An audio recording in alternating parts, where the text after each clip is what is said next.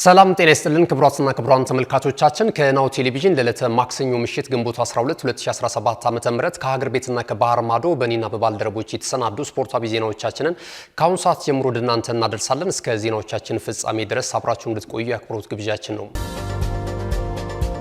ወደ ቀዳሚው የሀገር ቤት ስፖርታዊ ዜናችን እናልፋለን። የኢትዮጵያ ፕሪሚየር ሊግን ቀዳሚ እናደርጋለን። የኢትዮጵያ ፕሪሚየር ሊግ የ2017 ዓ.ም የውድድር ዘመን በአዋሳ ሰው ሰራሽ ስቴዲየም የነበረውን ቆይታ በትላንትናው ዕለት አጠናቋል።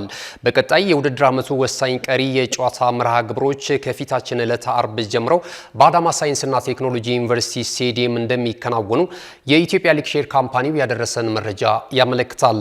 በዚህም መሰረት በ31ኛ ሳምንት መርሃ ግብር ግንቦት 15 ጨዋታዎች ጀምሮ ቸውን ሲያደርጉ በዕለተ አርብ መውረዱን ያረጋገጠው ወልዋሎ ዓዲግራት ዩኒቨርሲቲ ከአርባ ምንጭ ከተማ ጋር ቀን 9 ሰዓት ላይ ጨዋታቸውን የሚያከናውኑ ይሆናል።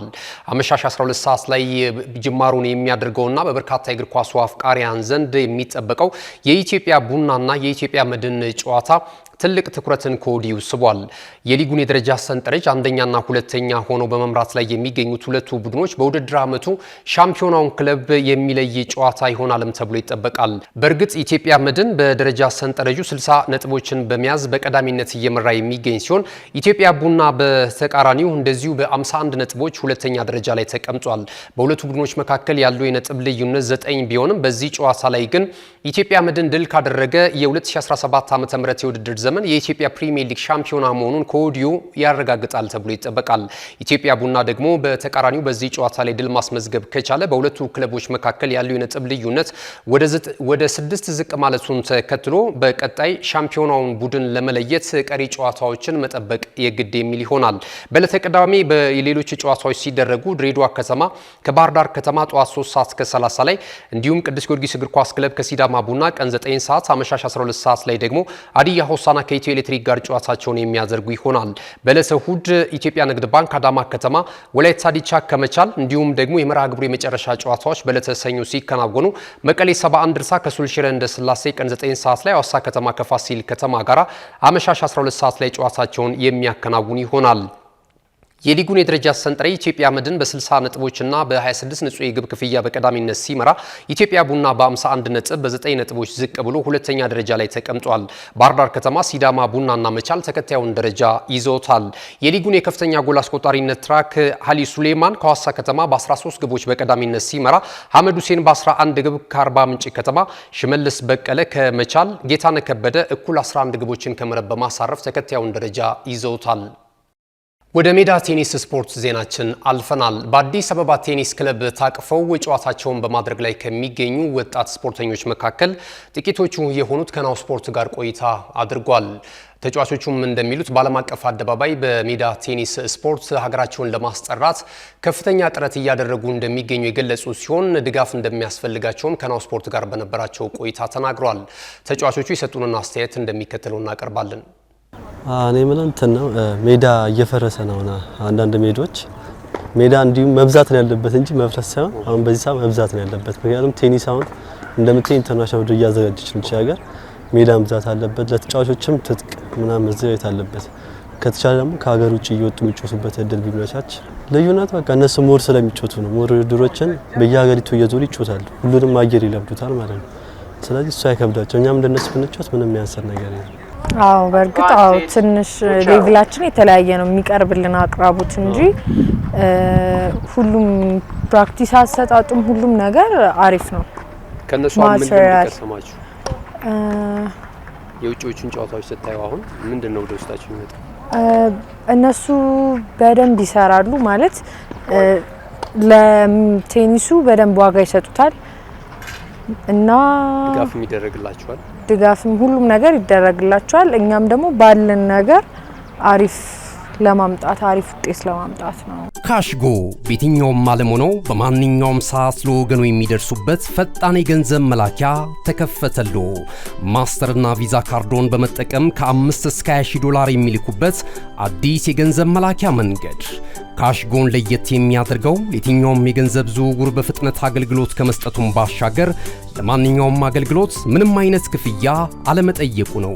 በአገራችን ታሪክ ገንዘብን ከውጪ ወደ ሀገር ቤት በማስተላለፍ በመሳተፍ በመተግበሪያ መልክ አገልግሎት መስጠት የጀመረው የመጀመሪያው ሀገር በቀል የገንዘብ መላኪያ ዘዴ ካሽጎ ከ4500 በላይ ባሉ የባንክ ቅርንጫፎች አገልግሎት እየሰጠ ይገኛል።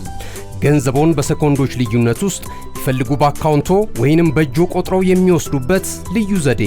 በቅርቡ ሁሉንም ኢትዮጵያዊ ባለቤት ለማድረግ ጉዞ የጀመረው ካሽጎ ዛሬውኑ መተግበሪያውን በስልኮ ላይ በመጫን የአገልግሎቱ ተጠቃሚ ሆኖ ፍጥነት መለያችን፣ ኢትዮጵያን መክፈቻችን፣ ካሽጎ ነው መላኪያችን። ካሽጎ የአዲሱ ትውልድ ብራንድ። ውድ ተመልካቾቻችን ከናሁ ቴሌቪዥን ስፖርታዊ ዜናዎቻችን ቀጥለዋል። ወደ ባህር ማዶ በቀጥታ እናልፋለን። የባህር ማዶ ስፖርታዊ ዜናዎቻችንን ቀዳሚ የምናደርገው ከእንግሊዝ ፕሪሚየር ሊግ ነው የሚሆነው። የተወዳጁ እንግሊዝ ፕሪሚየር ሊግ የ2024-25 የውድድር ዘመን የ37ኛ ሳምንት መርሃ ግብር ቀሪ ጨዋታዎች ዛሬ ምሽትም ቀጥለው የሚከናወኑ ይሆናል። በዚህም መሰረት ዛሬ ምሽት 4 ሰዓት ላይ ከሚደረጉ ሁለት ጨዋታዎች መካከል የደቡብ ለንደኑ ክለብ ክሪስታል ፓላስ በሜዳው ሴለርስ ፓርክ ስቴዲየም ኦልቨርሃምፕተን ወንደረስን የሚያስተናግድበት ጨዋታ ይጠበቃል። ባሳለፍነው ሳምንት መጨረሻ ማንቸስተር ሲቲን በገጠመበት የኤፍኤ ካፕ የፍጻሜ ጨዋታ ድል አድርጎ ከ64 ዓመታት በኋላ የመድረኩን የዋንጫ ክብር ማሳካት የቻሉት ክሪስታል ፓላሶች በዚህ መነቃቃት ውስጥ ሆነው ለማሊያ ክብር የሚያደርጉትን ጨዋታ በዛሬው ዕለት በሜዳቸውና በደጋፊያቸው ፊት የሚያከናውኑ ይሆናል። ሁለቱም ቡድኖች የመውረድ ስጋት የሌለባቸው ሲሆን በዚህ ጨዋታ ላይ ለማሊያ ክብር የሚያደርጉት እንቅስቃሴ ይሆናል ተብሎም ይጠበቃል። በዚሁ ሰዓት ላይ የኢታዱ ክለብ ማንቸስተር ሲቲ በሜዳው ኢታድ በርንማውዝን የሚያስተናግድበትም ጨዋታ እንደዚሁ ትልቅ ትኩረትን አግኝቷል። የአሰልጣኝ ፔፕ ጋርዲዮላው ቡድን ማንቸስተር ሲቲ በቀጣይ በአውሮፓ ቻምፒየንስ ሊግ የውድድር መድረክ ተሳትፎ ስፍራን ይዞ ለማጠናቀቅ በዛሬ ምሽቱም ጨዋታ ላይ ከባድ ፈተና ይጠብቋል። የሁለቱ ቡድኖች ጨዋታ ምሽት 4 ሰዓት ላይ የሚደረግ ሲሆን በርንማውዝን ቢያንስ በዚህ ጨዋታ ላይ ድል ማድረግና የመጨረሻ ጨዋታውን ማሸነፍ ከቻለ በኮንፈረንስ ሊግ የውድድር መድረክ ለመሳተፍ የሚያደርገውን ጥረት አጠናክሮ ይቀጥልበታል ተብሎ ይገመታል። የሊጉን የደረጃ ሰንጠረዥ ሊቨርፑል 83 ነጥቦችን በመሰብሰብ በቀዳሚነት የሻምፒዮና መሆኑ የሚታወስ ሲሆን አርሰናል 71 ነጥቦችን ይዞ ሁለተኛ ደረጃ ላይ ተቀምጧል። ኒውካስል ዩናይትድ፣ ቼልሲ፣ አስተን ቪላ እና ማንቸስተር ሲቲ ተከታዩን ደረጃ ይዘውታል። ወደ መጨረሻው ስፖርታዊ ዜናችን ስናልፍ ከባህር ማዶ የተለያዩ ወሬ ምንጮች ያሰናዳናቸውን አጫጭር ዝውውርን መሰረት ያደረጉና ሌሎች ተያያዥ ጉዳዮችን የምንቃኝበትን አጫጭር የመረጃ ሰዓታችንን ተከታትለን እንመለስ። አብራችሁ ነው። የማንቸስተር ዩናይትድ የፊት መስመር አጥቂ ጆሹዋ ሲርኬዚ ገጥሞት ከነበረው ጉዳቱ በማገገም ልምምድ መስራቱ ተዘገበም። ነገ ምሽት 4 ሰዓት በሀገረ ስፔን ሳን ማሜዝ ስቴዲየም ሁለቱን የእንግሊዝ ክለቦች ማንቸስተር ዩናይትድ እና ቶትንሃም ሆትስፐርስ በሚያደርጉት የኢሮፓ ሊግ የፍጻሜ ጨዋታ ላይ ተጫዋቹ ሊሰለፍ እንደሚችል ተዘግቧል። ቀያይ ሰይጣናቱ በፕሪሚየር ሊጉ የዘንድሮ ዓመት ጉዟቸው ወራጅ ቀጠናው አፋፍ ላይ ሆነው ማጠናቀቃቸውን መሆኑን ተከትሎ በቀጣይ ውድድር ዘመን በግዙፉ የአውሮፓ ቻምፒየንስ ሊግ የውድድር መድረክ ላይ በአቋራጭ ለመሳተፍ ይችሉ ዘንድ ነገ ምሽት የሚደረገውን የዋንጫ ጨዋታ ድል ለማድረግ ከባድ የሞት ሽረት ፍልም ያደርጋሉ ተብሎ ይጠበቃል። ከጆሹዋ ሲርኬዚ በተጨማሪም ተከላካዩ ሌኒ ሮም ለጨዋታው ዝግጁ ነው ተብሏል።